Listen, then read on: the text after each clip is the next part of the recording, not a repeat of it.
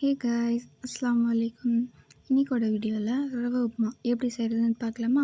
First ஒரு கடாயில் 1 class அளவு ரவை எடுத்துக்கிறேன். ரவை வந்து நல்லா ரோஸ்ட் பண்ணிக்கலாம். ரவை நல்லா ரோஸ்ட் ஆனதும் ஒரு பிளேட்க்கு வந்து ட்ரான்ஸ்ஃபர் பண்ணிக்கலாம். அப்புறமா ஒரு கடாயில் தேவையான அளவு எண்ணெய் சேர்த்துக்கலாம். எண்ணெய் சூடானதும் கொஞ்சமாக கடுகு, கொஞ்சம் கருவேப்பிலை, அப்புறமா ஒரு வெங்காயம், ஒரு பச்சை மிளகா, கொஞ்சமாக உளுந்தப்பருப்பு, அப்புறமா கொஞ்சமாக கடலைப்பருப்பு எல்லாமே நல்லா சேர்த்துட்டு தேவையான அளவு சால்ட் போட்டுக்கோங்க. சால்ட் போட்டதுக்கப்புறம் கொஞ்சமாக மல்லித்தழை சேர்த்துக்கலாம்.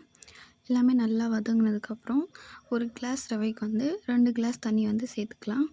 தண்ணி வந்து நல்லா கொதிக்கட்டும். தண்ணி வந்து கொதி வந்ததுக்கப்புறம் நம்ம ரோஸ்ட் பண்ணி வச்சுருக்க ரவை வந்து உள்ளே வந்து கட்டி இல்லாமல் நல்லா மிக்ஸ் பண்ணிக்கலாம். நல்லா மிக்ஸ் பண்ணதுக்கப்புறம் கொஞ்சம் லோ ஃப்ளேமில் வச்சு கொஞ்சம் நேரம் வந்து மூடி வச்சிடலாம். ஒரு 5 நிமிஷம் போல் இருக்கட்டும்.